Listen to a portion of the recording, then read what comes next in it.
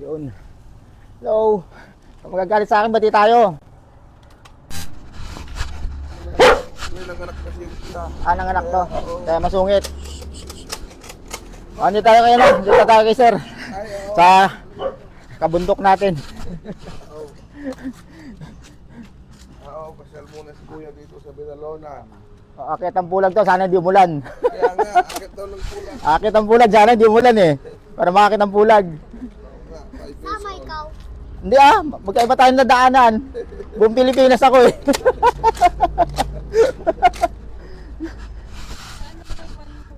Paano tayo? Kahit sa paano ng Bagyo lang sana hanggang maghapon. Para bukas pa Bagyo na ako akyat. Oo.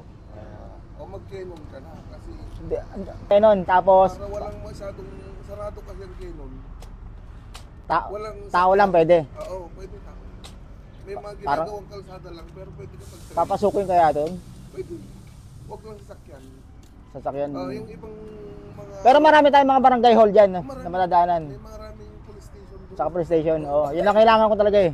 Safe. Kasi ano na to eh. Akyat na, bundok na yan, mahirap na, baka wala akong madaanan.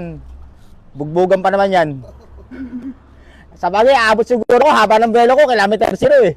Oo. Ano ba yan? Merong kang target na ilang araw ay ilang buwan gano'n. Taon. Dapat within 1 year, no? Mm, Ikot mo. taon. Iikot kasi po yan ng Pilipinas. Oo. Philippines si Kuya. Oo. Kanina ano mo? Kay Eliang, yung isa, yung nakawangkod ka na eh. Yung isa, kay Eliang. Kay Eliang, oo, ito yung kay Apo. Noon 20... Si Apo, nagtatato pa si Apo dati ng ganyan. Oo, 2013. Oo, ngayon kasi 3 dots na lang siya eh, di ba? Pero yung dogs na itong huli, siya pa rin. Siya pa rin. Tinatlong, dinalawa mo na, dibdib sa sa braso. Sa isa pa lang, dito lang. Inano ko kay Apo, nakaraan. Mahina. Nito lang ang umakit kayo nung nito lang. O di... Malakas pa naman. Oo, malakas. Malakas Pero pa. yun lang yung talaga yung bali yung kamay niya. Nakuwet kasi ako, galing ako Manila kagabi. Kala ko nga kahapon ka darating, buti na lang noon. Hindi ko pupersahin ko sana kahapon. Oo. Hanggang dito sa inyo, pupersahin ko sana. Kaya lang, gabi na eh. Alas 6 pasado na ako nakarating ng City Hall nyo dyan eh. Ordaneta. Hindi, magkaiba yung Ordaneta at saka Binalonan. Ibang bayan na to. Iba yung Binalonan nito. Hindi, mga 5 kilometers na lang yata eh. Kaya pa yun sana eh. Siguro mga alas 8 nandito na ako. Kaya lang, pagod na masyado yun. Baka tanghaliin ako ng gising. Kahapon, naka 35 kilometers din ako. Lang ko lang 36 eh. Ganun kahaba yung lakad eh. Tuloy niyo yung akyat niya sa linggo. Sayang niya, maganda naman na yata panahon niya susunod na linggo. Ano ba yung next week yung schedule namin? Ano ba yun? 17, 18. Anong grupo kayo rito? Wala. Wala. Umakyat lang talaga. Bihira lang talaga ang pagka may oras. Sa bagay, yung oras talaga ano dyan eh. Oo. Hindi kayo nagkakasabay-sabay, mahirap din eh. Ay, mga negosyo, mga kasama rin namin puro. Pero karamihan, nagka-camp. Kung saan nagka-camp. Ilog, mga ganun. Ganun na lang. Oo, Katuwaan. Pamparelax. Pamparelax. Pero nung college kasi sa Mapua ako, sumali din ako ng mountaineering payat pa. Ay nung bumalik na ng probinsya, wala na. Hindi magamit na benta na. Ngayon, inunti-unti ulit. Parang gusto ko ulit ka. Ay yung bata ay gusto kong lahat ng akyatin. Kasama. Yung masarap ang bundok eh, no? Oo, Masarap.